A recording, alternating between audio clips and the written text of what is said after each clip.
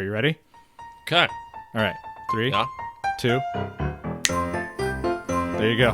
Christmas. Yep.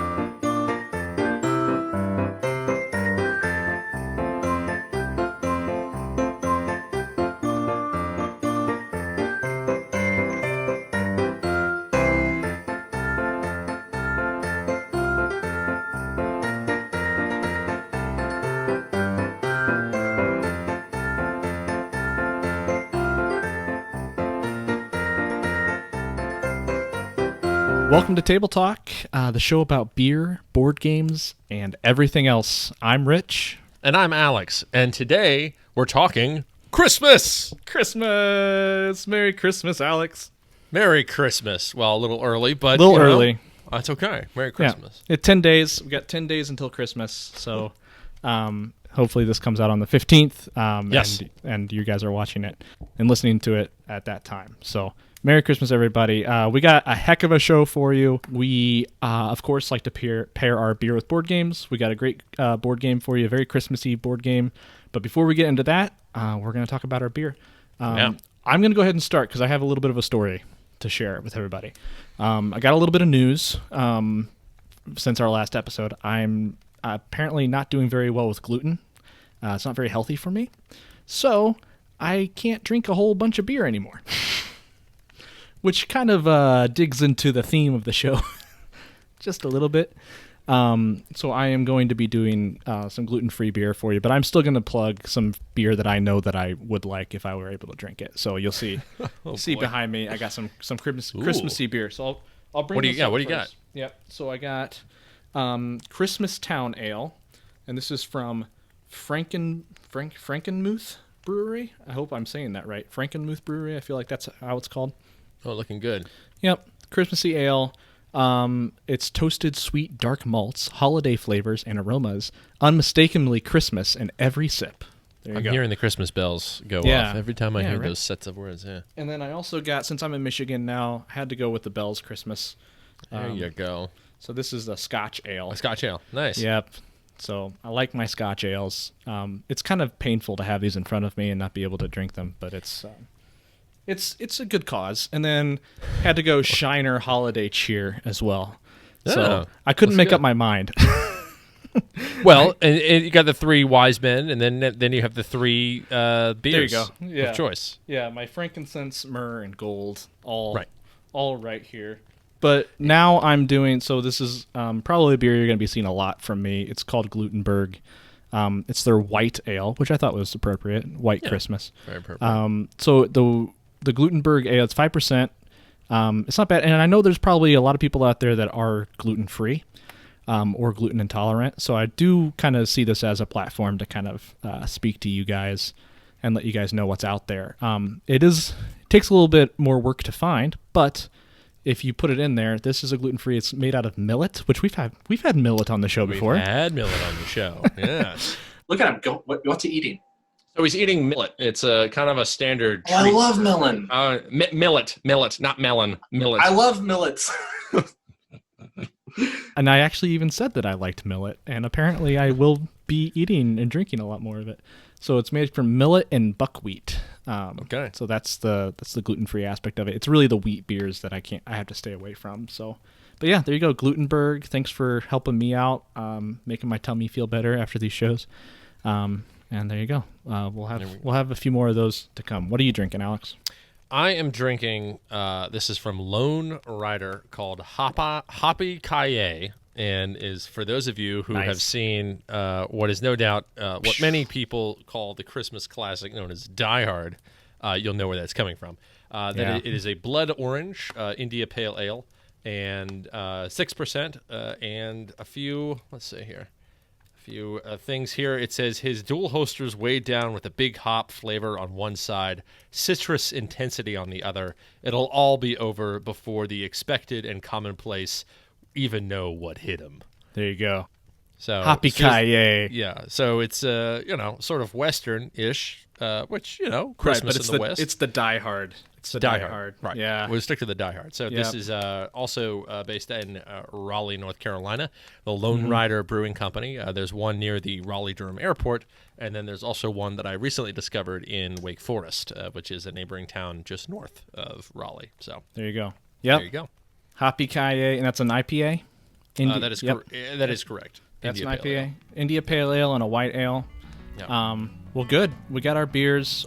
Merry Christmas. I'm so happy to be. Feels a year like this. It just felt like Christmas might have not have even come for some reason, but I'm glad it's here. I'm glad it's here too. Cheers. Yep. Cheers, bud. Cheers.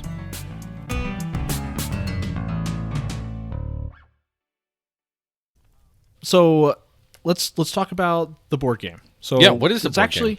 The board game is a little game called Santa's Workshop. Ooh, appropriate. It's pretty easy. We shouldn't have to spend a lot of time on it because it's a pretty simple game. Have you ever played a worker placement game, Alex? A worker replacement? Worker placement. Oh, worker placement. Yes. I mean, I have been replaced before at work. There you go. It's an entire game where you find workers and you place them with machines. You find an automated system that can do exactly what the workers do. This is a game? This sounds no. Worker placement. It probably does exist. Yeah, well, yeah. Worker placement game. Explain it to me. I might actually know what you're talking about later. Okay. Well, yeah. I mean, it helps because just to kind of know what people think when I say things like this. Because worker placement, deck building, we used that in our last episode. Like these are words that kind of that games are plugged into different categories, right? So deck building games, worker placement games. A worker placement game is a very meeple based. So meeple is like the little figures that you have that look like people, like little wooden figures that stand like this, right? Right. So it's a very meeple friendly game. I love meeple friendly games because I like moving those little pieces across the boards and stuff like that. Yeah. There's usually a lot of stations set up, and you have a certain amount of meeples. You place those meeples in different stations, and everybody's kind of taking up space on the board, and taking space away from everybody else to accomplish a task. It's in any worker placement game you play, that's going to be how it's played. So Santa's Workshop is a very it's basically that type of game, which is a very Euro gaming type of concept. And they kind of just gift wrapped it. I guess that's a pun. Pun intended. They gift wrapped it into like this Christmassy theme. So here, I'll show it to you. I've made a decision every time anyone says a pun on the show today. Oh yeah. Oh, I love the bell. Christmas bell for you, sir. Yeah. Christmas bell. Every time we make a joke, every time we make a pun. Every time a pun rings, an angel screams. Every time a pun rings. Oh, I love it. Here we go. Santa's Workshop. Direct your team of elves to build toys for Christmas in this worker placement game. This is from Rio Grande Games. Rio Grande Games is a great board game publishing company. A company that I've enjoyed. They have another game that we have done, which is Dominion. That's probably one of their better games overall. I think they also have Puerto Rico, which is one of my favorite games as well. Okay, all right. So anybody out there who's familiar with those games, you're familiar with Rio Grande. It's one of my favorite publishing companies, and you can see the little elves working at Santa's Workshop. I think the theme of the game is honestly Santa is like on vacation in Florida or something. Why is it always Florida? I don't know why. Yeah, people think that Santa has like this obsession with not being in the North Pole. I think he's pretty dedicated to his job, though. I think he's a little more dedicated than people give him credit for. Yeah. But anyway, I guess we're lower tier elves. Okay. And this is our chance, right? This is our chance to like prove ourselves while Santa's away. And Santa comes back like 3 times in the game. I think he makes a guest appearance. And you have to have like your presents ready in time for his inspection. So. Ooh, okay. Oh my gosh. Yeah. This looks so good. Yeah. It's a worker placement game. We already talked about that. Taking place over 9 rounds. Players use their elves to collect materials in order to build gifts and tend to the reindeer. Making gifts and tending to reindeer reward players with Christmas cookies. So, like in most board games, you have victory points. There's various things that can attribute to victory points. In this game, victory points are called Christmas cookies, and you can kind of see them on this is the outer track, the outer border of the game. So you have the outer track that keeps track of how many Christmas cookies you get. Okay. So making gifts and tending to reindeer reward players with Christmas cookies. The player with the most Christmas cookies at the end of the game wins. There you go. So yeah, you want to have a lot of Christmas cookies at the end of the game. This is a full shot of the board. Dude, loving the board, man. Yeah, it's a very, very artistic look. They even got like the stone steps leading up to the shop and everything. It's very Clue-like. It's got a design. It does. It has a Clue feel to it. That's cool. And then this outer, anybody who's out there watching this, hopefully you're familiar with Ticket to Ride, which has the same kind of scoring system on the outside of the track on the outside of the board, which is kind of popular. I like that look too. So you'll have like pieces that keep track of your scores along the outside, which I think is a good touch too. That's cool. So you have a whole bunch of different rooms within the shop. So I'm going to kind of walk you through these different rooms. You have the mail room, which is in the top right. It gives players gift cards. So not gift cards like plastic pieces. Gift cards like like objectives, gifts that you need to make. Right. All right. They're not giving you Amazon. Yeah. Right. Target. Yeah. It's a great game. Right. So you can choose from any one of those 6 spaces. There's options too to like clear all those out. Maybe grab another one. But you basically the concept is that you pick one of those gifts to make. And then each of those gifts have a requirement to complete the build. All right. Okay. So you have either fabric, wood, metal, or plastic that you have to put towards that gift. So like, let's say the gift is like shoes, right? So you'll probably need a lot of fabric to make the shoes. You probably won't need a lot of metal or anything like that. So so what you do is you get those materials in the rooms at the top left. So you place your workers in the rooms at the top left. I think the top left, very top left is fabric. Underneath that you have metal. And then across the hall you have wood and you have plastic. Interesting. Yep. Plastic is like a cheap substance. So you can see all those little white squares there. Mm-hmm. Yeah. So if you put your worker in this area here, you get all of that plastic. I'm pretty sure. You get a lot more plastic than you would metal or wood. And the idea is that plastic is a cheap substance, so you can actually use it as a substitute in some instances if you really want to get a gift made, but it's not going to be as great quality, so you're not going to get as many Christmas cookies as you could. Okay. So if it's poorly made, you get less Christmas cookies, basically.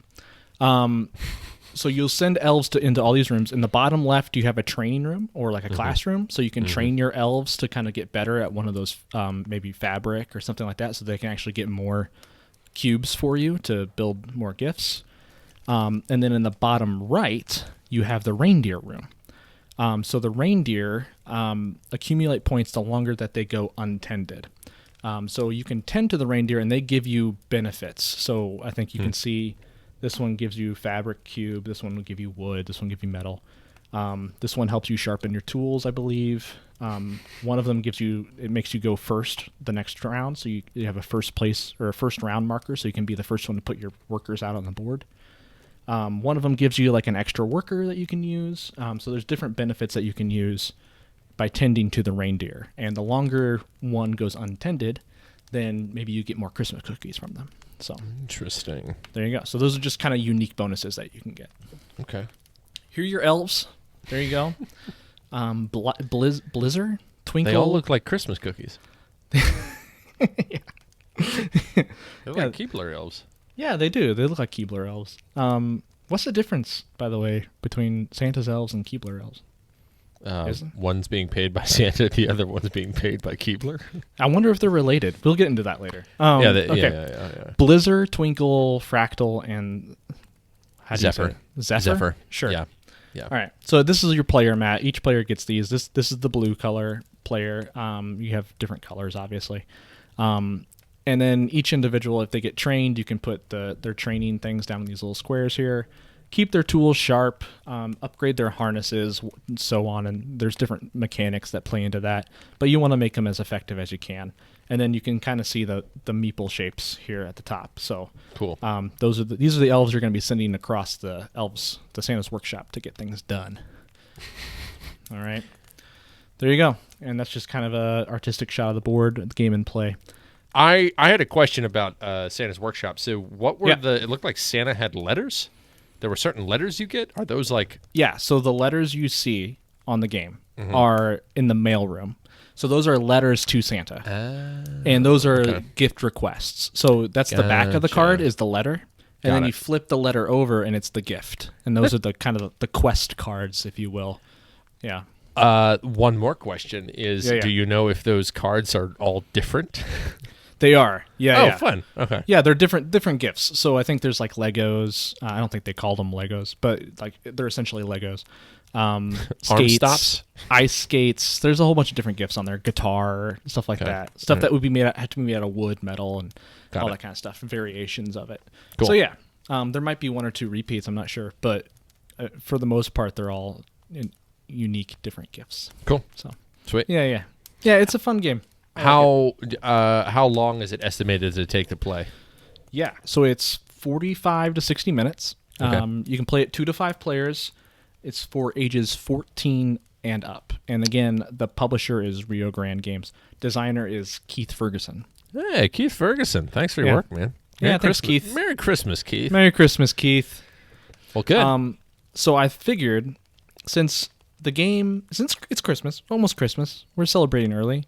We're not going to see each other this Christmas, probably. Unfortunately. This is as close as we're going to get to a Christmas party, you and me. I like the bow tie, by the way. Thanks. I try. It's the one time I can wear this, really. But yeah, why not? Every day. Wear it every day. Well, every day it'd be a little constricting, but overall, like this is. I'm a Southern guy. Like I like a good bow tie. That's just the way it is. Well. Anyway, so I figured it's Christmas time. Yeah. We should open the gifts that we gave to each other. I have yours behind me here, right here. Yeah. Yeah. Well, you go first. I want you to see what I gave you. Okay. Absolutely. Yeah. I'm so excited. I hope your expectations are somewhat limited. Oh no, they're sky high. Sky high. Look at this box. Isn't that great? Yeah. It's I tried my best. Boom. All right. Passes the shake test. Any guesses? I'm going to say it's a sleeping bag. That would be a hard no. No? No. Oh. Ugly holiday sweater socks. With I know you like avocados, so why There you not Saint Avocado? Santa avocado. Yeah. Santacado. Santacado. I like it. Thank you. You're welcome. Merry Christmas. So it's your turn. Okay. And for your gift, I think we need to go back to Christmas table talk. I sent it to you in a very specific way. So there's only one way that you can get it. Okay. All right. And we're going to have to do it this way so that you can find it. All right. Okay. All right. So I'm going to count down to 3, okay. 2, 1. All right. So now we're back into Christmas table talk mode. You should have felt something a little different. A little twinge. Yep. There you go. You're getting close. Getting close. Yeah. Yeah. And there it is. Dude. There it is. Dude. Merry Christmas, Alex. Thanks, man. It's a yo-yo. It's a yo-yo. I figured what better way to master the ups and downs of the year than to have just it's a great way to remember the year, I think. There you go. Well done, and thank you. This will be welcome. great. I'll probably hit myself in the face with this thing. Yeah, there you go. As will I with my socks. I don't know. Merry Christmas, sir. Merry Christmas. Now we go out of cartoon mode and go on to bigger and better things. Hopefully those of you out there listening and watching, hopefully if you feel in the giving spirit, feel free to send us gifts as well. That could be the gift of sponsorship. Gift of sponsorship, Oh, gift of commenting, Ooh. gift of subscribing. Honestly, like commenting and subscribing would be the greatest gift. Right, because even mostly I'm comment. not going to give you my home address. Right. Yeah. But yes, the gift of subscribing and commenting and joining us in our festivities, we would love that. I think we had our first YouTube commenter not too long ago. We did. And that is actually a gift in and of itself. I Very believe happy. I believe the name was Uploadinator. So Here's to you, Uploadinator. Yeah, here's to you. Yes, Here's Merry to Christmas to you. Merry Christmas. I do believe, actually, I think a buddy of mine commented on episode 1, but that was a long time ago. Oh. Yeah. Long time ago. Jacob Cooper. Give a shout out to Jacob Cooper. Merry There you Christmas, go. Jacob Cooper. The Cooper. Wait, what's the Cooper? Is that the barrel maker? What is the Cooper? I'm pretty sure it's shoemaking. I thought it was. Cobbler is a shoemaker. Cobbler is shoemaker. Ah. And the apple yeah. cobbler would be an apple that makes shoes. Or somebody who makes shoes out of apples. Either way, it's not very appealing. It's really not. Anyway, enough of that. Oh, that's great. All right. So let's get into our discussion topics. So we got a few to get into. So we're going to talk about childhood Christmas memories / traditions. So we can share those those memories with each other. I'm interested to hear what yours are. I'm sure that you have, knowing your family, I'm sure you have plenty of family stories to tell. Best Christmas present you ever received. Mm-hmm. All right? Mm-hmm. Think about that. Mm-hmm. What Christmas music do you usually listen to? We can at least share with each other what our favorite Christmas songs are. We can have a whole topic about Santa Claus. Anything you want to talk about with Santa Claus. And he's an interesting person, so let's dig into him. And then we'll close out, as we always do, with movies and favorite Christmas movies. And I'm going to pre-warn you, I was not able to narrow it down at all. How many are we talking about? I think at least 8. Nice. Okay. Yeah. All right. So let's start with Christmas memories and Christmas traditions. What comes to mind from your childhood, Alex, around Christmas time? What do you remember as a kid? Mm-hmm. So I think I would need to draw the timeline back to probably it usually starts around Thanksgiving time. Okay. Thanksgiving ends, when everyone is still, recuperating from the comatose of tryptophan. Yeah, exactly. Yeah. One of the things that I, growing up, so I grew up in Northern Virginia, as I said, and Northern Virginia is very old, at least in terms of American history, where it dates back to probably like 1700s is when it first started coming into play. But a lot of the areas have been around since the 1600s, at least in terms of incorporating the English colonies. And one of the cool places called Old Alexandria. And Old Alexandria is the closest in Virginia that I know of that feels like Boston in its kind of style. It's near the Potomac River or the Potomac, depending on who you talk to. Okay. And in Old Town Alexandria, they have a traditional, what is known as a Scottish walk. And I don't know if they do this anymore. I'm assuming they do. I'm assuming they're not going to do it this year.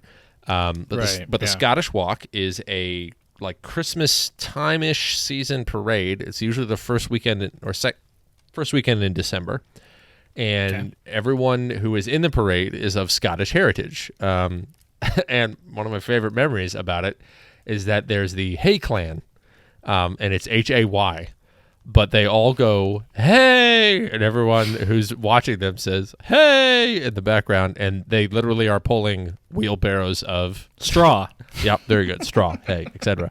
So that is one tradition in particular I enjoy. So you are Scottish heritage, right? Partially. Partially? It's like a English, Scottish, Irish. Barker? Yeah, Barker is very English. Yeah. Very English. Very English. And my middle name is Young, which is also very Irish. I learned that from an Irishman, that apparently Young is kind of like a Smith of Ireland kind of thing. Gotcha. Yeah, and then probably, there's a lot of traditions that revolved around me. In particular, there's a couple different things. One, because I was playing music in high school.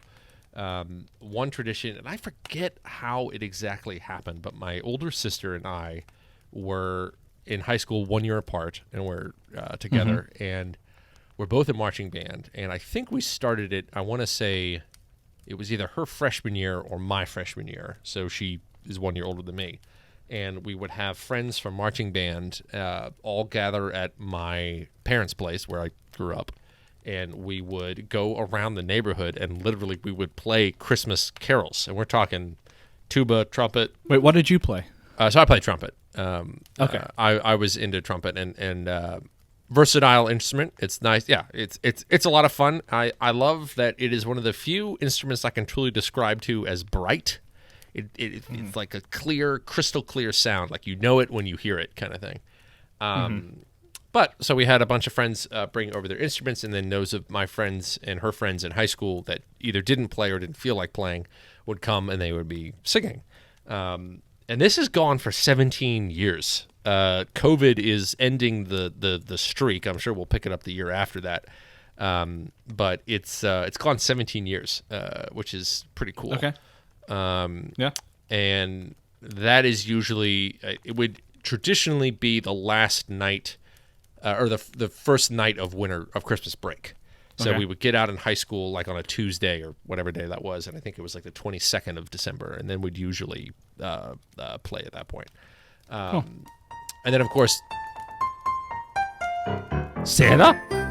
I knew it was you! Santa's here! Let's Google Santa. Wow. What just happened? Santa's reindeer. Santa's reindeer just knocked over my table. I mean, old Dixon or Vixen or Comet, Cupid, Donner, Blitzen. There we go. That's the word. There's something like that. Blitzen just ran over the table. I mean, he blitzes all the time. Oh my gosh. What do you got? Sorry. I'm sorry to interrupt your story. No. It's fine. What did Santa provide you? News from Santa. Cooper, as we're talking about names, Barker Yes. and Smith and all that. The name for a maker and repairer of wooden vessels, such as barrels, tubs, and buckets. So I was right with the barrels. So you were right. Yeah. Yeah. Nice. I thought it, A but Cooper. I originally thought it was shoes, but that's obviously It's Cobbler, Cooper, it's cobbler, fine. as It's you all right. mentioned. Yeah, that was Santa. Oh my goodness. Yeah, Santa was there. Santa's come Santa's our Googler for for this episode. knows all, sees all. He's got 10 days until he's got to be, doing his stuff. So Are we sure Google just- wasn't a Santa Claus invention? ooh. That's what I wonder. Was Google a Santa Claus invention, or was Santa Claus a Google? Well, like, because Santa Claus was predating Google, so there's not to say that Google couldn't have been invented by Santa Claus, but maybe not. right. And he's the one who invented cookies. This actually might have some validity. I think we're thinking too hard about this. What did I? Oh, you talking about Santa and Santa appearing actually reminds me of the Santa in our local area in Merrifield Garden Center, and this Santa was. You talk about him like he's like everybody knows him. Like, oh, he's the man. Okay. And for those of you who are listening from Northern Virginia or from probably the D.C., Maryland, Virginia area, you'll know what I'm talking about. You could probably even look it up. But at Merrifield Garden Center, Santa has since retired his station there at that point, as far as I remember. yeah. But every year for I think almost like 30, 40 years, he would do this. And the entire Merrifield Garden Center is dressed to the nines. I mean, there's an advent calendar, there's a Nice. train going around, and there's everything. And Santa in particular in Merrifield had a distinct ability to kind of be able to kind of know what a kid did or did not want, or how to communicate according to the parents to let Right. him know his own status, if you know what I Right. mean. Right. And he was very skilled. I don't think I've ever met someone who has taken that role in a way that wasn't necessarily like the Merrifield Santa there knew It wasn't. It wasn't just he knew his clock stuff. in, clock out. No, right? no. Took, I mean, he took an extra level of Oh yeah, attention to it. yeah. He That's- even created like poetry. Like this guy was legit. Yeah, Oh, really? yeah. Like and helped and had stories explaining where how reindeer flew and everything. It was pretty cool. Huh. But that was usually I have a distinct memory of.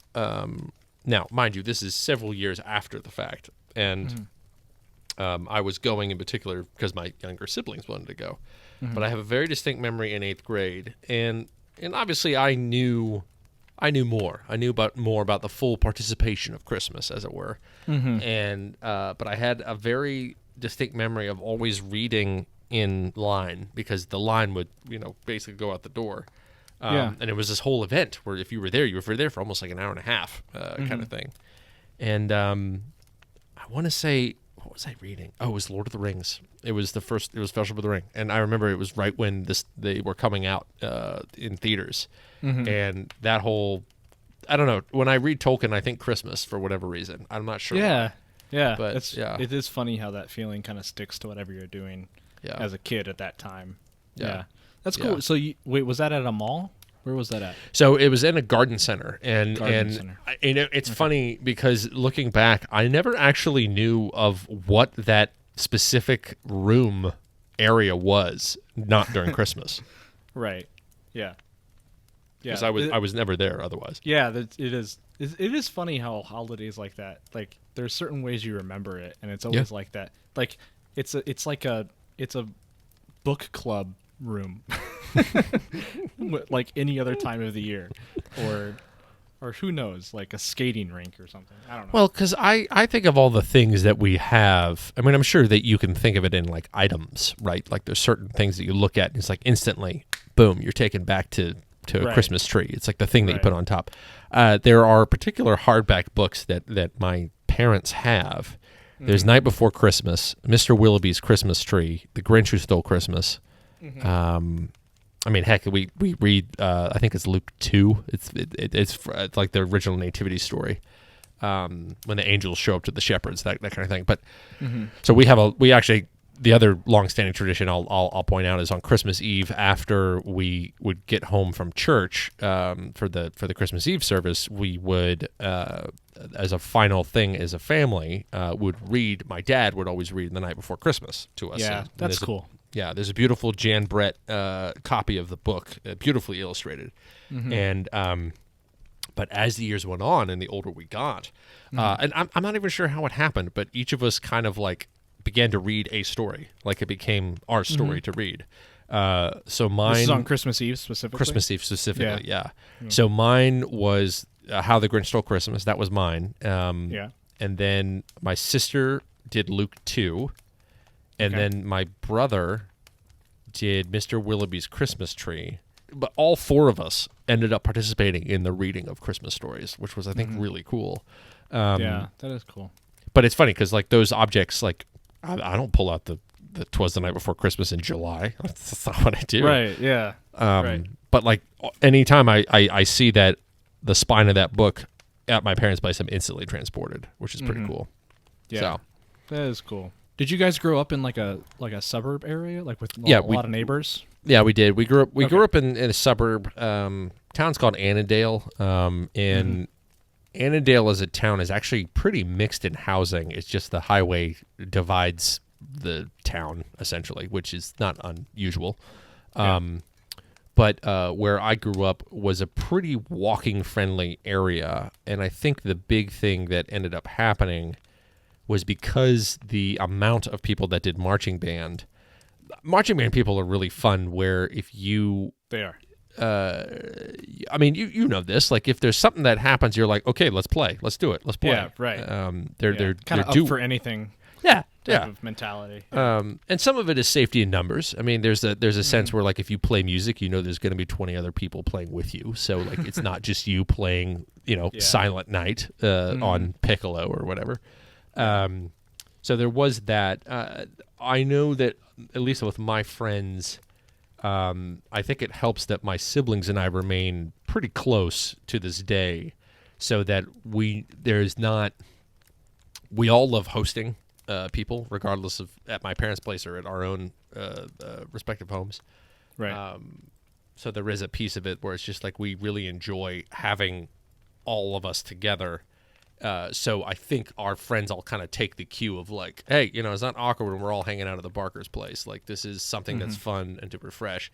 So, like, often for this particular Christmas caroling party is kind of the once a year thing that a lot of my friends from the area will all get together, and now we're up to like 3 a.m, catching up kind of thing. But yeah, so it's probably one of my favorites, I think. How about you? What traditions do you have? Oh man, even just listening to you reminds me of some that I didn't actually have prepared. First off, did you guys do cookies and milk for Santa? Initially, yes, but here's the funny thing about the Merrifield Santa. He would sometimes request carrots for his reindeer instead of cookies. So he'd vary up the stuff, and every now and again he'd give you a ribbon. And I remember, to this day, I remember him taking out the ribbon and then cutting it and saying, "And I want you to put this on the tree, and there shall be a gift from me to thee." And he would have like very specific instructions for the kids to do. Yeah. Which was milk and cookies, but there were also other things as well. Yeah. But what about Christmas morning for you? Like, what happened Christmas morning? Christmas morning is probably one of my favorite days, period. And gifts notwithstanding, of course. Oh, right, yeah. There's a very particular aspect about it where it's so. I mean, you know me. I'm a very socially minded person where there's a lot of things I'm doing, and my siblings are also very similar. My parents are very similar, and it's one of the few days of the year where essentially it is just us. And I remember it being a year, especially like high school, middle school time, where there was kind of a gift of like, we're just hanging. We're in pajamas till 2, no one cares, and we're just all together. I guess I could describe it to you where there's a particular I forget the album, but it's conducted by Robert Shaw. It's a classical kind of chorus kind of Christmas album.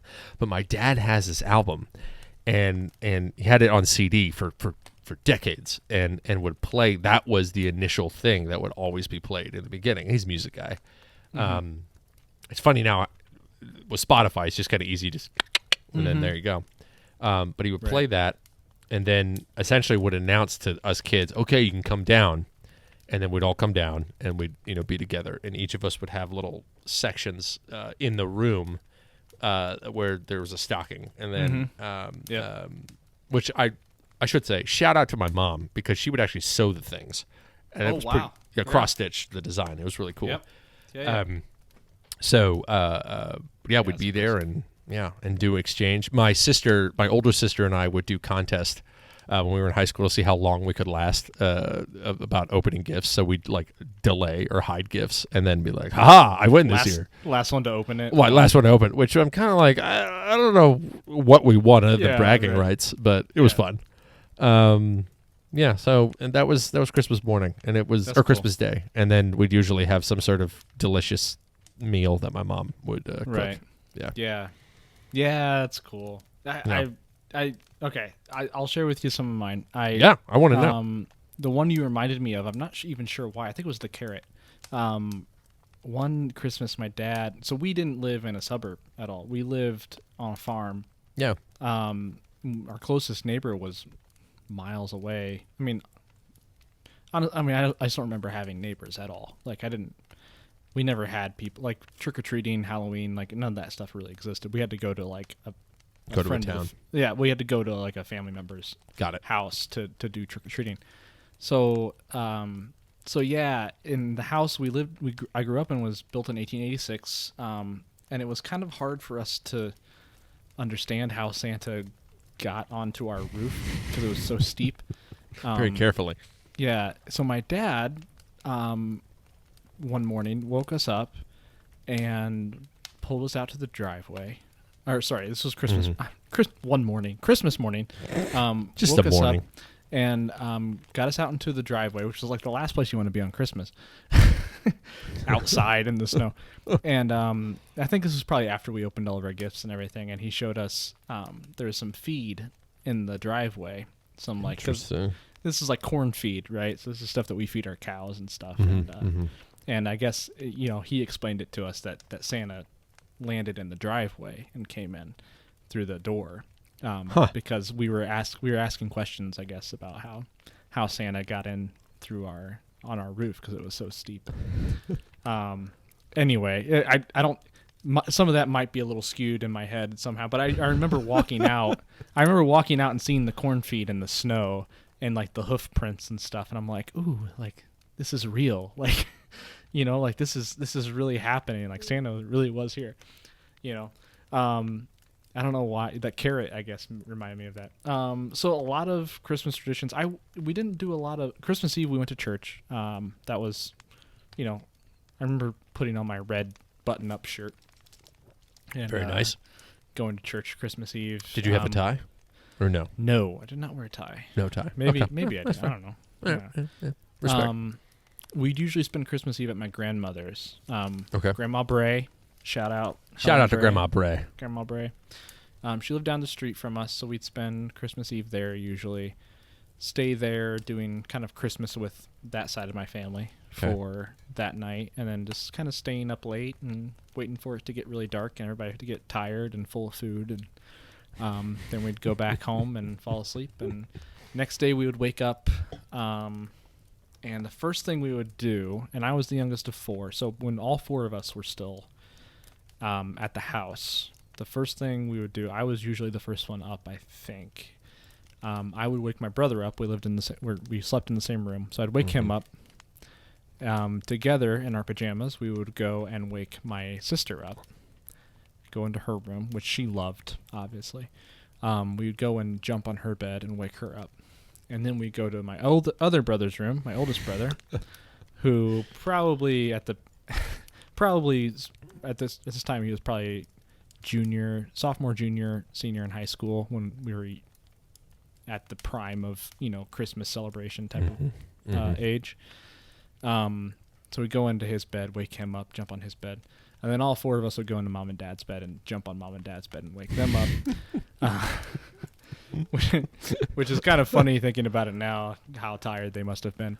Why, Rich? Why? Just because they probably were worried about Santa being, if he would have, trying to make sure that everything's ready for Santa to arrive. Okay. So we'd wake them up and then jump up and down, and then we would have to sit at the the top of the stairs. We'd sit in order at the top of the stairs. We couldn't go downstairs. Mom and Dad had to go downstairs, make sure everything was arranged accordingly. Mom would get her pre-Christmas photo, right? So before everything gets torn into. We always had our ceilings were about 10 feet tall. Wow. Yeah. Cool. We had it was a big kind of first floor, so we always had like an 8-foot, 9-foot tall Christmas tree. It was a big Christmas. We always picked the biggest Christmas tree. So it would just be this grand shot of the house and our different stations as well. Like you said, you guys had stations. We had stations with our stockings. Smart move by Santa, if I may say so myself. Yeah, Santa's really smart. Yeah, really he smart. tells me. Smart guy. He's been around the block for a while. Yeah. So yeah, and then finally we take our photo on the stairs. So there's year after year after year. I was trying actually to find one of these photos that I could share. I went over to my brother's today to try and see if he had any. He didn't though, and I probably wouldn't be able to get one from my mom in time. So, alas, no photo to share right now. But yeah, we get the photo. We'd run downstairs. We'd go to our stations. There was a year or two I remember where we just dug in, like it was just kind of like every man for himself, like just do your thing. But then as we got old, my brother and I got older, we kind of got to the point where everybody took turns opening. There was no hiding of gifts. I don't know where your mind was as a child, but I was not waiting to be the last one to open a gift. You just ripped through them. So wait, I'm curious. Where in the order are you for siblings? I'm last. I'm the youngest. Okay. You and my brother were identical in that capacity. Where my brother, growing up, was just kind of like, nope, I'm just, and then just like, and everything was unwrapped on his end. Right. Open one thing, cool. Open the next, cool. Cool. Open the next, Open the next, cool. Open the next. Yeah. Everything is just building up, just like one thing after the other. Okay? Then I have to ask you. Traditionally, did you find yourself unwrapping according to size or according to weight? I don't know. I honestly don't think I was that anal as a kid. Well, I mean, I didn't either per se, but like I'm always curious. Like, was it just whatever was in sight? It was whatever was on top of the heap. Yeah. Okay. Good. And I mean, I will say, Santa was very generous when we were kids. Santa was very, very generous, and it was for 4 kids. It was a lot to dig through. And Santa didn't need to be that generous, but Santa was. And I'm very thankful for that. But it was, kind of looking back, to me, and maybe it's just my childhood mind, my childhood memory. Right. Like I'm picturing like I just remember like a chair full of presents, and I'm like, man, like, oh, that was great. It was a great Christmas every single year. It was honestly, it was the best. And I'm with you, best day period ever. Yeah. Like you just waited for Christmas to come around. So yeah, it was very. I do want to emphasize how thankful I am that I had those experiences as a kid. I wanted to ask you, did you find yourself as you were growing older regarding Christmas differently in terms of what about Christmas you valued? Yeah. Oh, absolutely. What has changed? Because I'm curious. I'd be curious about that. Well, I think it's what everybody, not everybody, but what most people go through, right? Like it comes less and less about presents and what you're getting. And the more you start giving presents, like you kind of get into that a little bit more and what you're going to give to other people. Yeah. I mean, so nowadays my family does make it, bake it. So everybody's adult, everybody's grown up, right? I have nieces and nephews and stuff like that. But so they get the traditional toys and gifts like that. Yeah. For everybody else, I mean, we just try not to go overboard. Like it's just like let's not like bankrupt ourselves trying to get everybody the perfect gift. So we usually bake something for everybody. Either do that or try to make something crafty. I would tell you what I'm making for my family this year, but since this is live, I don't want them to know. They're listening to our episode? All right. Sweet. Yeah, right. It's probably 80% of our listening audience is my family. Shout out to you guys. Shout out to the Bray family and to the Barker family. So we've been doing Make It Bake It for a long time. So I've valued that a lot more, and just kind of like the meaning behind the gift so much more than the actual gift itself. That's just a growing up thing, though. I feel like a lot of people go through that. Interesting. So I forget how many years ago it was, but eventually we shifted into a almost like shuffling gift situation where one person, instead of gifting everyone something, you would have we have a certain allotment of budget that you can obviously gratefully accept it regardless, but like you can spend X via this kind of thing, and and then that was the way that we are gifting people now. So usually I'll gift. I know who it is, but they may be listening, so I'm not going to tell who it is. Person X has been chosen. Gift receiver X. Yes, that I'm going to be gifting to. But then we share a spreadsheet now.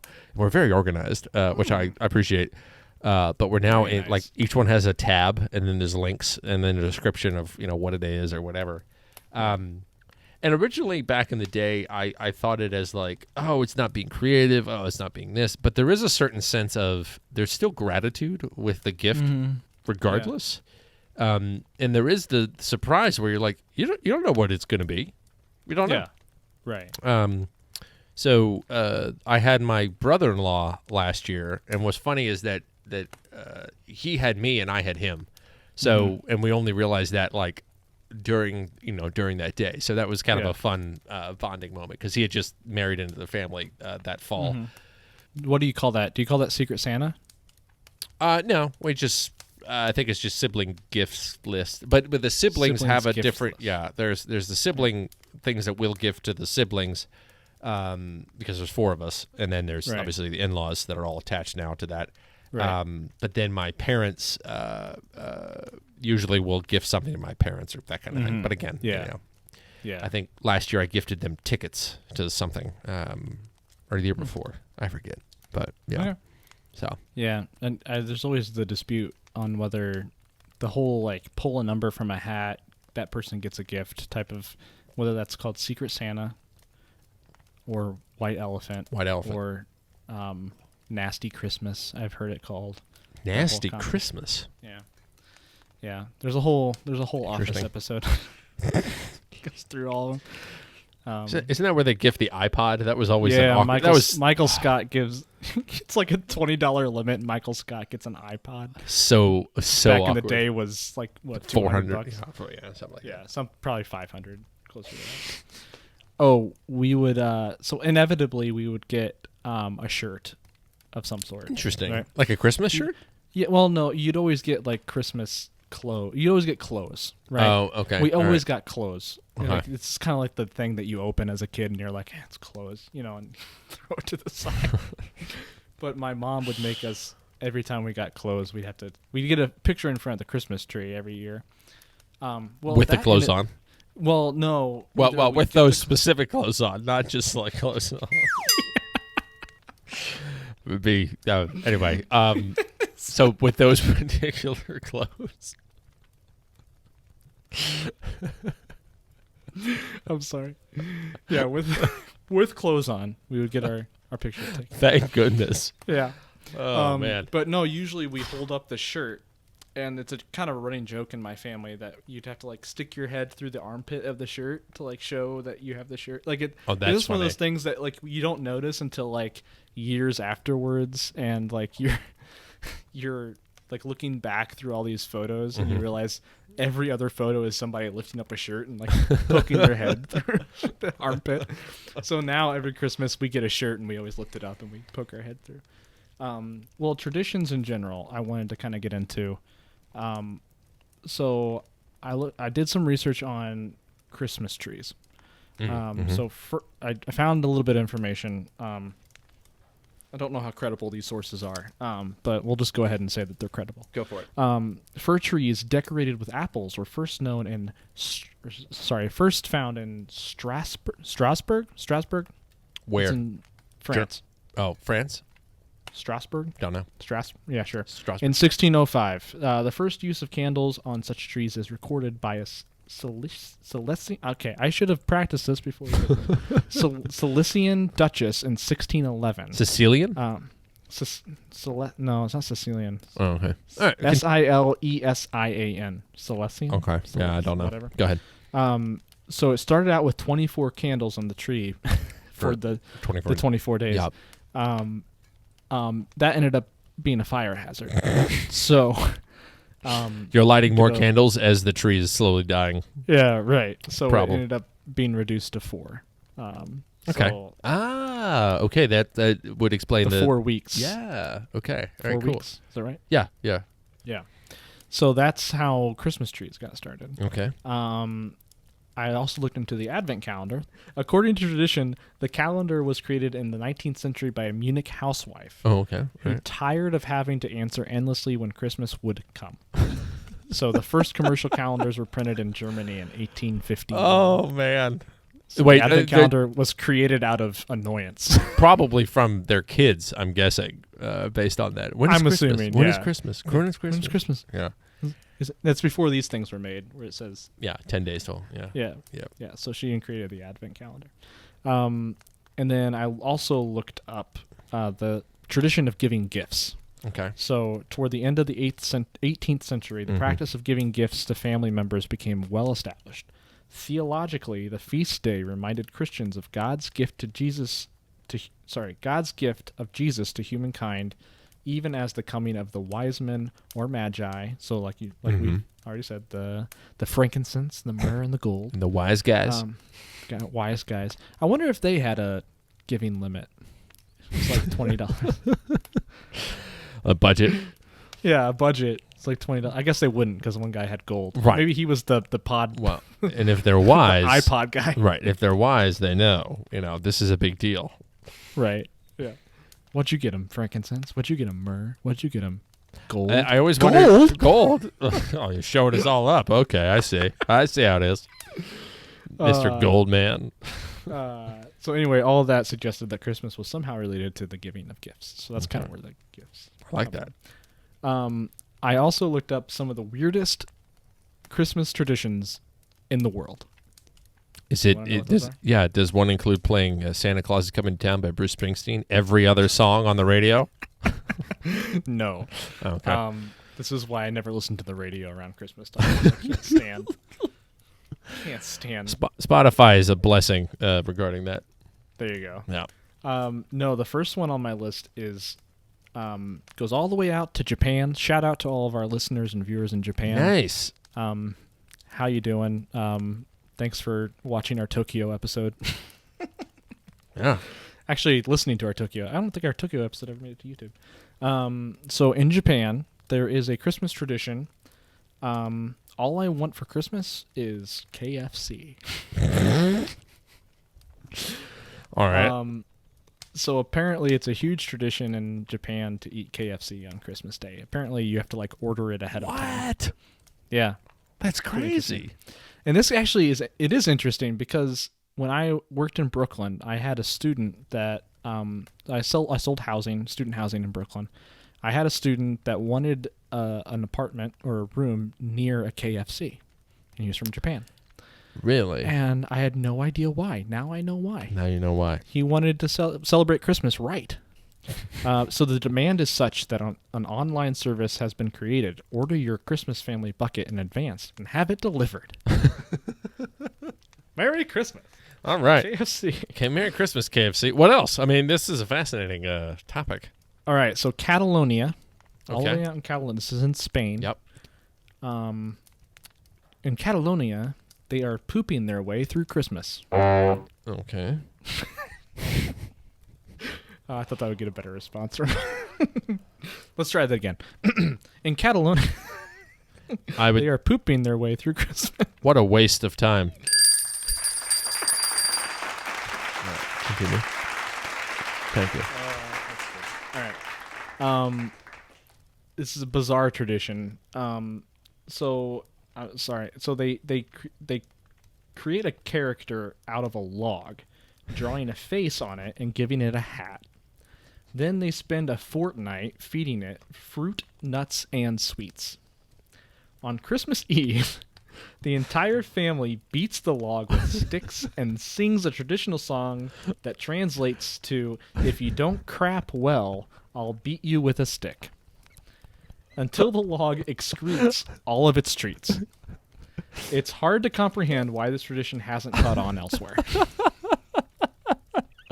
It's like the Christmas version of a piñata, I guess? Yeah, it's like a Christmas piñata. It's like a Yule log that you hit with a stick and then it excretes candy, I guess. You'll hit 'em log.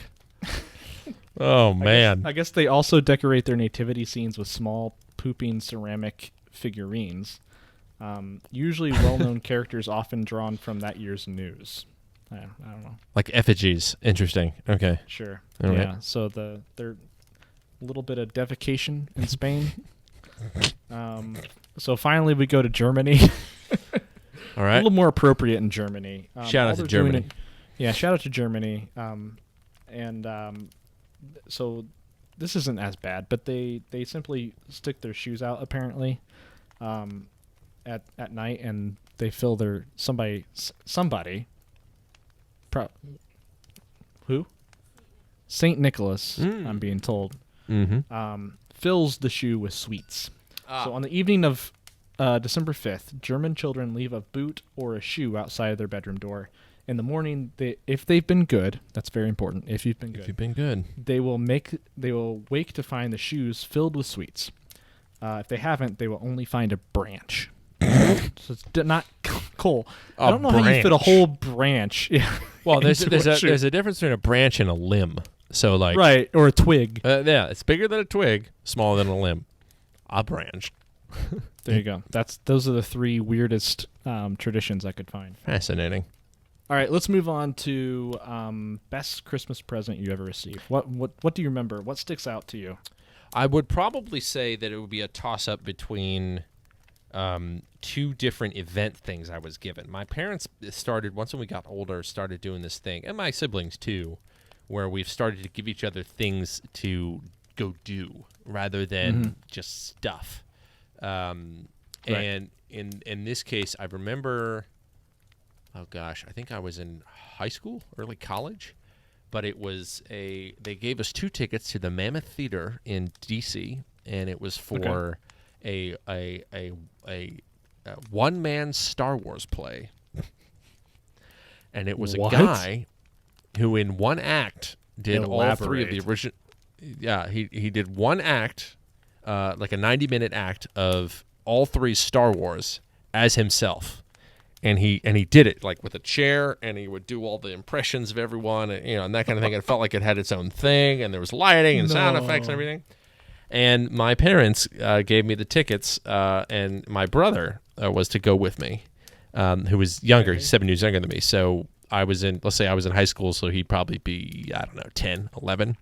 And so it was one of his, I think it was one of his first plays, but there was that moment of like, this is a bonding moment for him and I, where like he and I both love Star Wars, and now we're getting to experience this thing together, and that in particular like stuck out to me. Was There's it something good? too about? I'm sorry, this is probably an offensive it question. was great. It was good. It was okay. Yeah, it was fantastic. Okay. I mean, Mammoth Theater is one of those like kind of the it's probably that and the Shakespeare Theater in D.C. Those are the kind of the top 2 theaters if you're going to go see plays in D.C. Okay. I don't see that many plays in general, but if you're going to go see a play in D.C., those are the 2 places you're usually going to see. So wait, he would like run over here and be like, yeah, and then he'd run over here. Yep, exactly. And he would do that.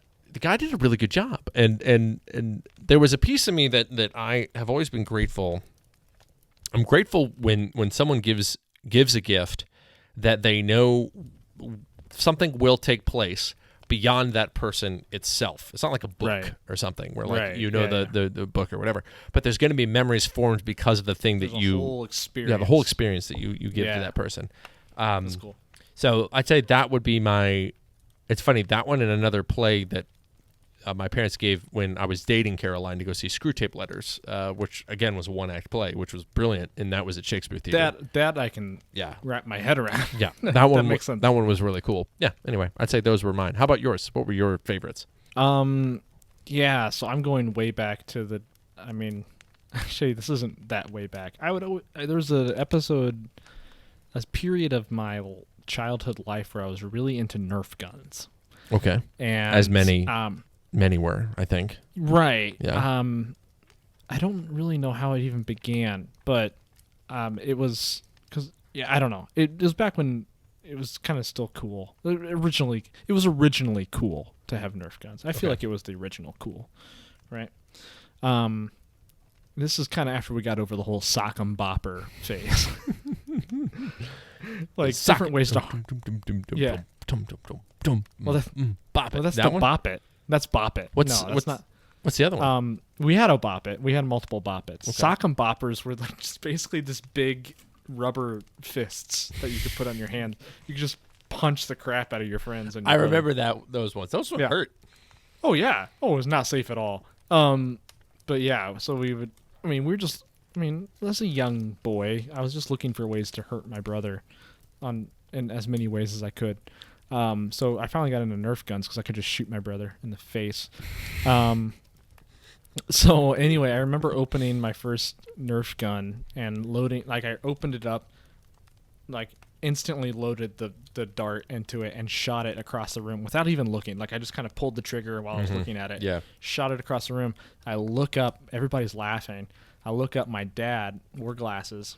He's got the suction cup dart right there on his eye from all the way across the room, and he's just looking at me, and I'm like, I'm in trouble. But he let me finish opening my presents. But yeah, that's awesome.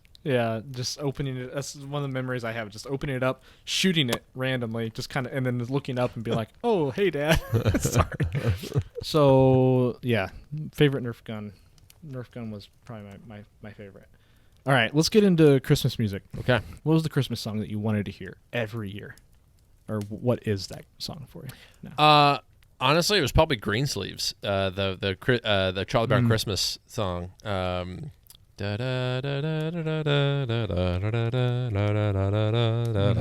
it was all like a jazzy piano kind of thing, and I remember really liking that. Wait, did you say Charlie Brown? Yeah, Charlie Brown Christmas. It's the greatest It's the largest, greatest, biggest. It's the most albums ever sold for a jazz album. Oh, gotcha. It's the Charlie Brown Christmas album. Gotcha. So I would say that would be the song for me. That's actually, anyway. and the reason I asked is because my favorite song is the Charlie Brown. It's the Peanuts song. It's the da da da da da da. Yeah, but I always, because of Charlie Brown Christmas, I always think of it as a Christmas song, and I think it's played as a Christmas song. Yeah, in some ways, and yeah, it's my favorite Christmas song. Every time it comes on, it makes me want to, because it's not overly Christmassy. I think is why I like it so much, but it's associated with Christmas, so it makes me like it. It's a good one. More. Did you have like a favorite like CD that you would listen to, or like a favorite singer that you would listen to, or like somebody that like when you heard their voice you were like, okay, it's Christmas time? All right. So other than Charlie Brown Christmas, which I would play relentlessly, the other one was Alvin and the Chipmunks. Oh my! Doing the Christmas album, which was classic, and the other one, Alvin, and one more time. Yeah, that was a great one. And the other one was, it was John Denver and the Muppets. Growing up as a kid, one of the movies I'll go into later has to do with the Muppets, but for Christmas. But John Denver and the Muppets is actually a really endearing album, and it happened, I want to say, not necessarily right before Denver died, but it was like it wasn't too far off when he died. It was a good album. It's silly in some respects. There are some silly Muppetish things that happen in it. But also at the time, there is some endearing songs that Denver put together that is very, sweet and so nostalgic. I'm looking through it right now. So side 1 is the 12 Days of Christmas, Have Yourself a Merry Little Christmas, The Peace Carol, Christmas is Coming, A Baby Just Like You, Deck the Halls, When the River Meets the Sea. Yep. Interesting. Yeah. There's some old standbys and there's some new stuff. But that was... Baby Just Like You is written by John Denver. Yeah. Looks like. Cool. It's funny, like the ones that I liked back then, like obviously I still listen to those, but there's some new ones. I say new because one is actually quite old. But there's albums that I listen to with far more frequency now, being older.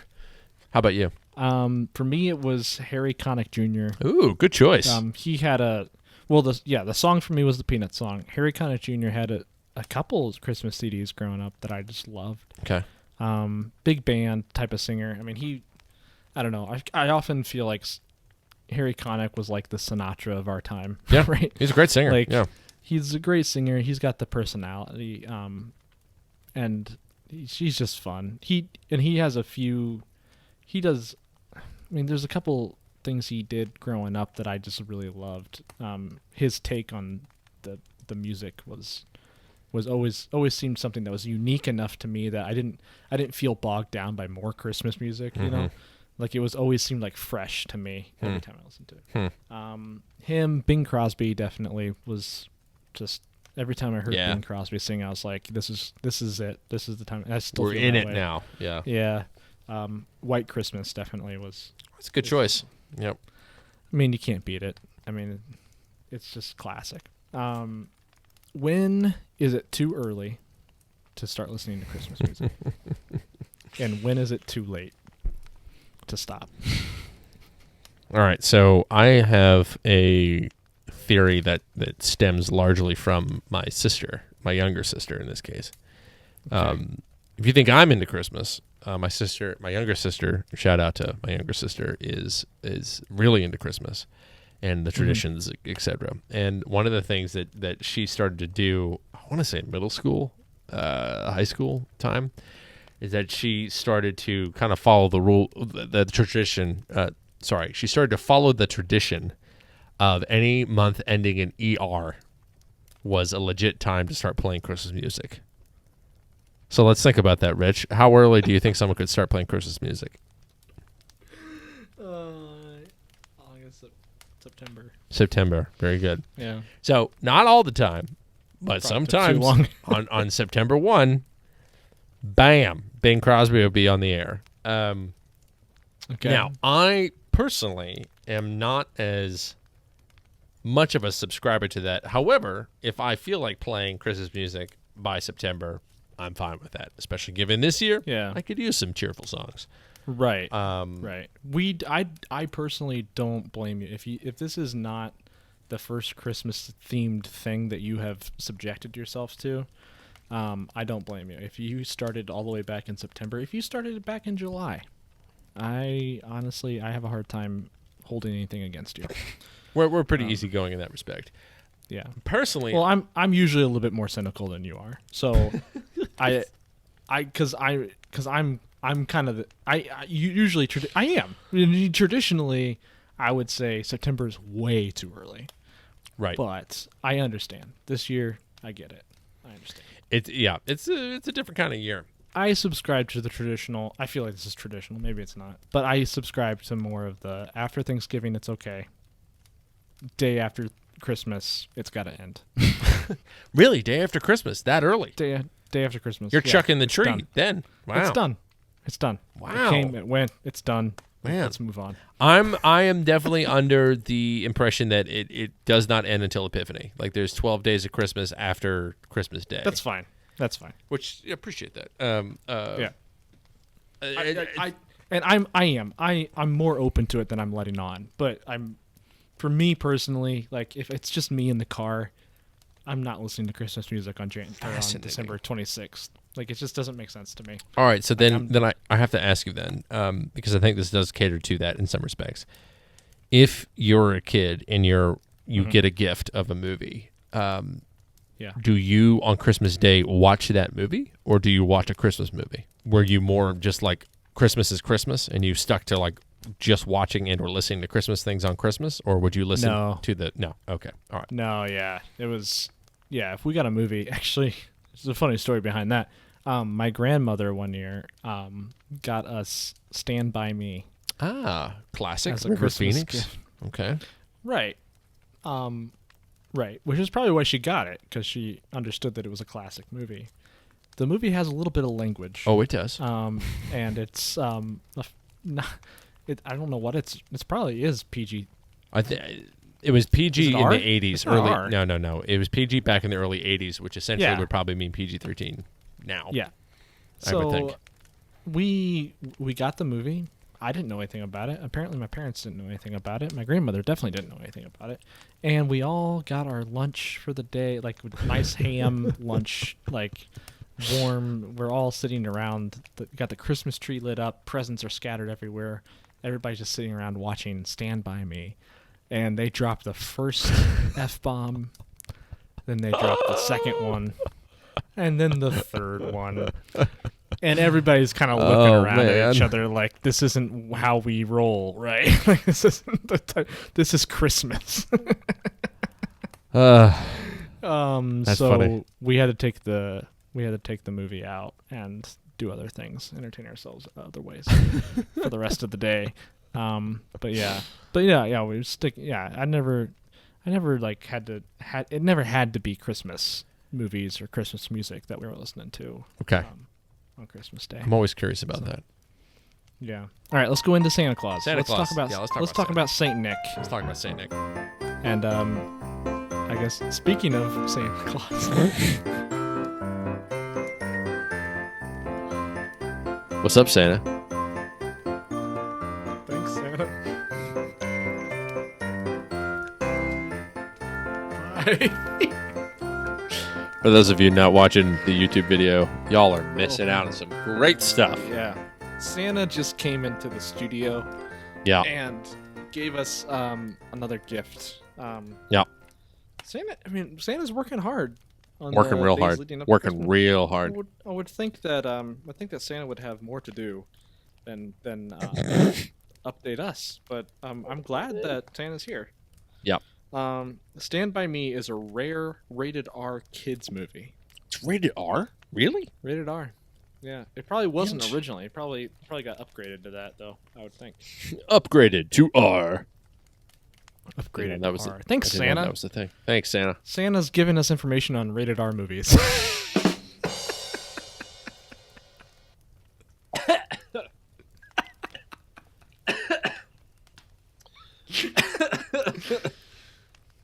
If there's one thing you can always rely on Santa for, it's that.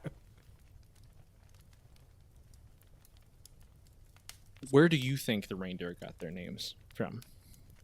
Their parents. That's a very good answer. That's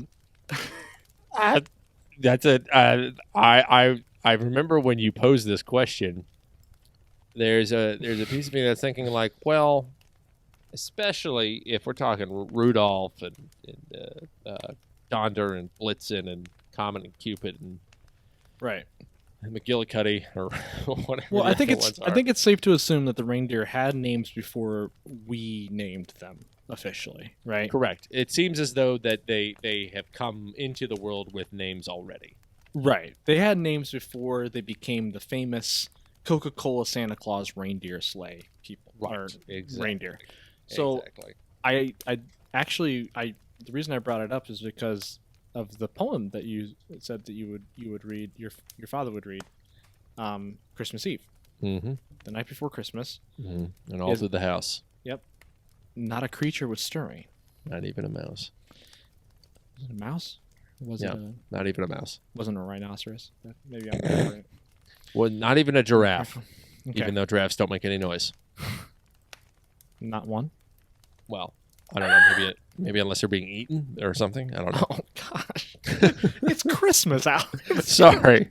Well, I mean, it's great thing except for the turkey. I mean, the turkey's got it rough for both November and December. Yeah. They fly to some place in Alaska or something. I don't like turkey. I don't prefer the turkey for Thanksgiving or Christmas. I actually prefer the ham. And then it's tough for the pig then. Either way, it's tough for somebody. Yeah, pigs got it rough anyway.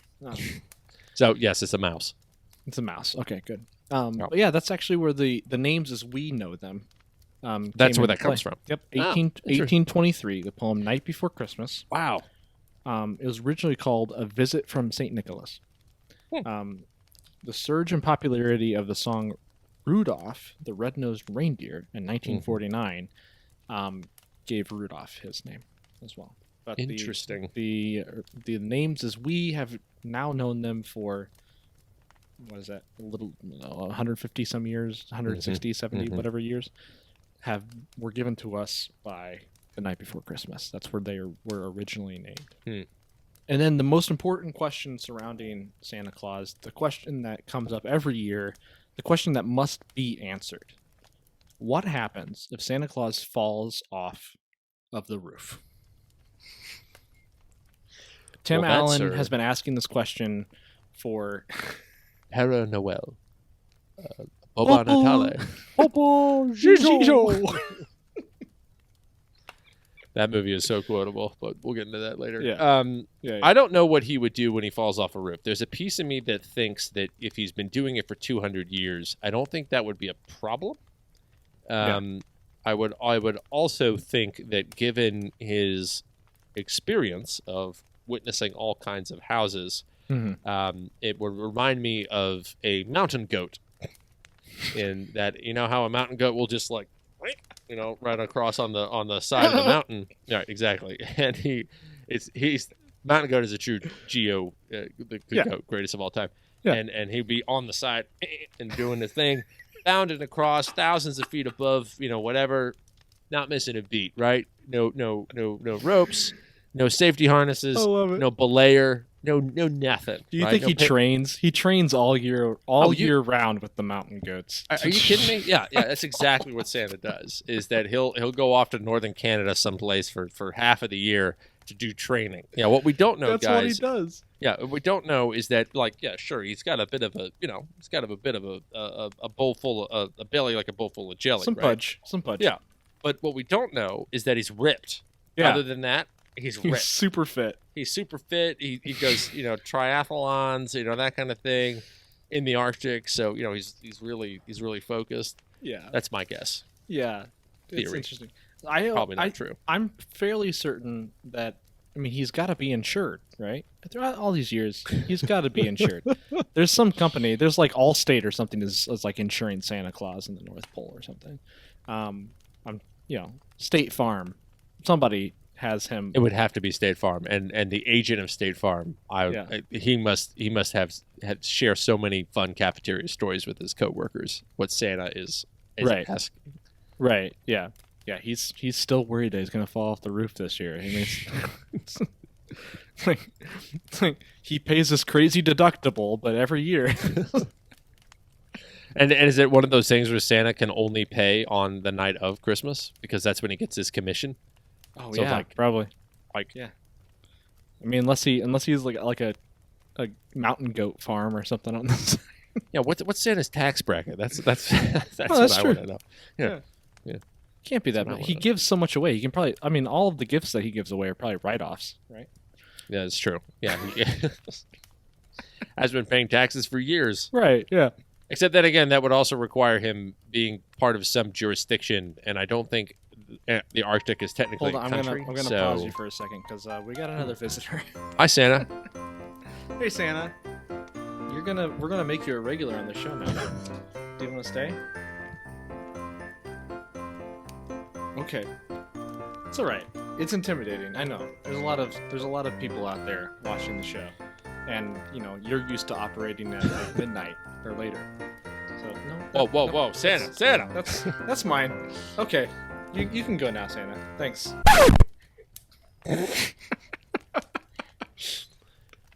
Wow, Santa's getting greedy, trying to steal my beer. Going after the beer.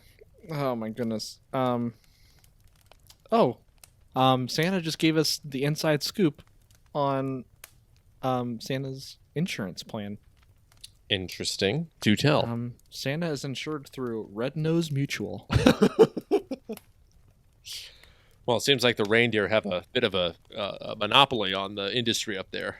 I guess so. Yeah, right. Fascinating. Yeah. Red Nose Mutual Insurance. That is Santa Claus. You heard it here first. You heard it on Table Talk first. Santa Claus is insured through Red Nose Mutual. Rich, do you think we could get this podcast sponsored by Red Nose Mutual? We probably could. Yeah. Yeah. We should reach out to them. Absolutely. Red Nose Mutual.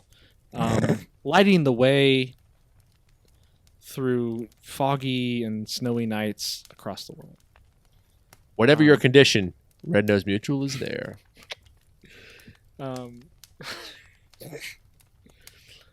Red Nose Mutual. You would even say it glows. It glows. Red Nose Mutual. We play no games. We take care of you. We could go on for a while on this. Yeah. All right. I would also think maybe he would be covered by individual homeowners insurance. I love that we're still on this insurance thing. Yeah. I mean, that's also a possibility. I just wanted to add that. Could be. Yeah.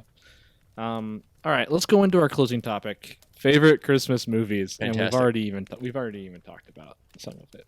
I'm gonna list off mine real quick because I couldn't narrow it down. I have 1, 2, 3, 4, 5, 6, 7, 8. I have 8. Okay. Impressive. So I'm assuming 1 or 2 or 3 of these will probably overlap with what you have. I think my favorite story is A Christmas Story. Red Ryder BB gun, Ralphie, pink bunny suit, leg lamp, all that stuff is just magical to me. It's actually a movie that I didn't watch as a kid.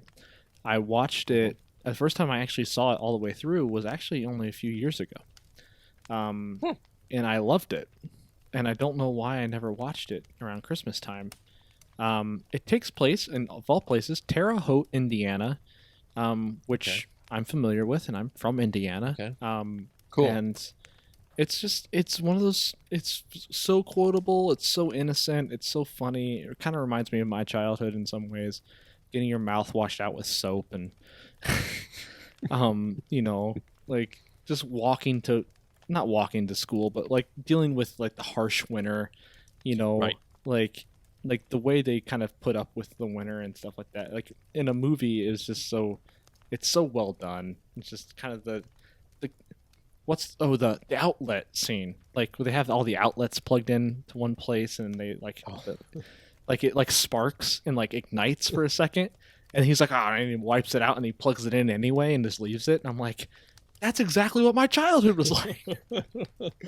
I just remember all these plugs around very flammable things in a house that was very flammable. It's just interesting to me. It's just funny. So yeah, I would say that's my favorite. But then kind of descending from that, all right? Jim Carrey's How the Grinch Stole Christmas. Between me and my high school friends, that's the movie that we would always watch every Christmas. The gift, the presents, and I care. What is the deal? I'm leaky. Only person who could have pulled that off, but oh my goodness, it's so great. The Santa Claus, obviously, with Tim Allen. We've already quoted that. I don't need to quote it anymore. Home Alone and Home Alone 2, definitely. National Lampoon's Christmas Vacation, Elf, and A Wet Christmas. Good choices. Yeah. Okay. Those are my tops. What's yours? My tops, I added a few because of your number. I figured I'd add a few on here. Yeah. In no particular order, we have Muppet Christmas Carol. Okay. It's a Wonderful Life. Mm-hmm. Miracle on 34th Street, the original, not the 1990s one. Right. The one in, I think, the 40s. Yeah. I misspelled this. It went through the Santa Claus, but is in fact the Santa Claus. There we go. And then George C. Scott's Christmas Carol. It was a made-for-TV movie back in the 80s. Very, very well done. Okay. And then, of course, we have Elf. There we go. Which is my favorite. So we only have two that overlap. Yeah, it's funny. I figured there'd be more. Yeah. I pegged you for, what'd you say? It's a Wonderful Life. I pegged you for It's a Wonderful Life.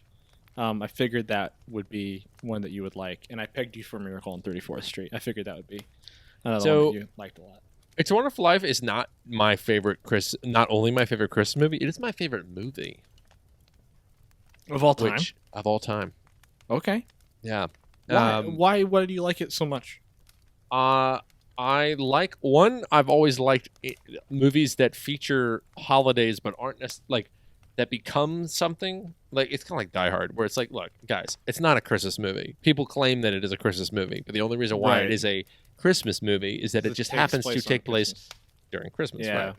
Right? It's a Wonderful Life is very similar in this respect, though it is a more. I mean, it's like modern day Christmas Carol kind of style. A couple of reasons why I really like it. One, the director I think is one of the best directors ever in American cinema, just in terms of his story structure and how he does things. Capra is incredible. Mm-hmm. I think that the pacing of the movie and how it is written is very unique, especially when you consider it's time. It's actually kind of dark, considering it's pretty everyone calls it like this like Capricorn kind of style, but it's actually pretty it feels pretty gritty. Well, and it introduces a very fantastical character very late in the movie. Very late in the movie, and it is unquestioned. Like, it's interesting because there's that moment where he's like, you're an angel, huh? Oh, you look like the kind of angel I'd get. Well, what about your wings? You know? Right, yeah. And after he goes through that, there's not it's kind of like he doesn't question his existence being there because he's there. Right. But he's just kind of like, all right, and then he just rolls with it. The thing that always terrified me, though, was you get to see the guy's life. Like, he gets to see a glimpse at what the world would be like without him in it. And to me, that is a kind of a story that really is so often it's often untapped, where it's like they're telling a story about a person that truly is not that important in the eyes of the world. Like, right, yeah. No one would probably write one thing about him in a newspaper. They would not ever, talk about him outside his friends and family. His life is kind of, it's not that exciting. He doesn't go anywhere. Right. But that's the plot of the story, though, right? Yeah. But there's not many stories that talk about that kind of person as someone to be celebrated as a hero. Yeah. Which that I think is very, very interesting. Yeah. I never even actually thought of It's a Wonderful Life as not a Christmas movie, but you're right. It is kind of like Die Hard. Yeah, it is. Just kind of happened around Christmas time. I mean, I think that there's a reason for that, where I think it's a throwback to Christmas Carol in kind of a more modern-esque time. Yeah. And the only other movie I can think of that actually comes close to Christmas Carol that has nothing to do with Christmas is Groundhog Day, where Groundhog Day is essentially Christmas Carol. I've talked about this movie before. Yeah. But those two movies in particular, I think, are really good examples of what Christmas Carol was, just in more of a modern form. Which Christmas Carol? I guess I should have also pegged you for Christmas Carol. I knew how much you liked that story. Which Christmas Carol, though, do you prefer? I brought the copy. This is the book of Christmas Carol. Charles there Dickens. it is. Yeah. Charles Illustrated Dickens. by Lisbeth Zwerger. I think she's from Switzerland. So my two favorite are Muppet Christmas Carol, that was directed by Brian Henson, Jim Henson's son. This is my island in the sun. Oi, oi. Suddenly find them unemployed. Oh man. Oh, okay. We could quote movies all night. We could. We should wrap up. Yeah. Merry Christmas, everybody. Merry Christmas, everybody. Thanks for tuning in. Thanks for giving us an hour and a half, whatever time frame this was. Thanks for giving us a listen. Thanks for hanging out with us. It's the holiday season. We know you got better things to do, but we like hanging out with you guys. We like hanging out with each other, but we like hanging out with everybody and spreading the holiday cheer. We got our stockings up. That's me and my wife, and you got a nativity scene. The nativity guys right here. There you go. Yeah, let's zoom in on that. Yeah. Aw, look at that. Sheep. Look at that. They're cute. Aww. And everything. Yeah. And yeah, we'll go out to we'll put some Joy to the World. Did you say Joy to the World is Public domain, I think. public domain? Let's go out to Joy to the World. We'll have it playing, and we'll during our outro here. Joy to the World. So, and speaking of, one of the greatest gifts, guys, that you can give to us this year is like and subscribe. If you want to put it down, that would be a big old frankincense, gold, and myrrh for us. For you to be able to put that down. And of course, we'd love comments, any kind of thing. If you disagree with any of our opinions, by all means, please let me know. We'd love to online, especially on YouTube. And what are your traditions? What are your holiday memories? Feel free to share with us. Yeah. What are your traditions internationally? That'd be cool to know. Yeah. Would love to know if you're from someplace outside the United States, I'd be interested to know kind of what the holiday traditions in your neck of the woods is. So, and also for those of you all, obviously, this is our last episode of the season. We are very excited that season 1 is done. And we are very excited for season 2. For those of you who have stuck with us the whole way, let us know which one was your favorite episode and why. Yeah, we'd love to know that in particular. Yeah. And to be able to know what worked, what didn't. Things are changing, obviously, with how this year shaped out, but we're continuing on, in particular for season 2. So, have any particular suggestions? We are all ears. Yeah, I was just about to say that. If you have suggestions on different themes that you want to see the show too, let us know. I'd be down for that as well. Yep. We'll find the beer. We'll find the board games. Just give us the suggestion, the topic suggestions, and we'll figure that out. But yeah, interested to pick your brain on that stuff. Yeah. Happy Merry Christmas, Happy Holidays, Alex. Merry Christmas, Rich. I'll see you next month in the new year, 2021. Yes. But until then, everybody, be happy, brew hoppy, and game on. And God bless us, everyone. And 2021 better show up soon. Amen. Amen.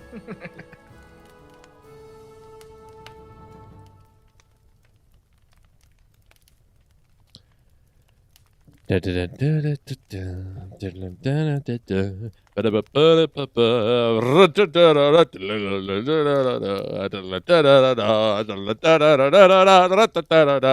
Richard Bray, he is really cool. I once was his neighbor, and then we all went away. That's sad, really sad. I am going to cry.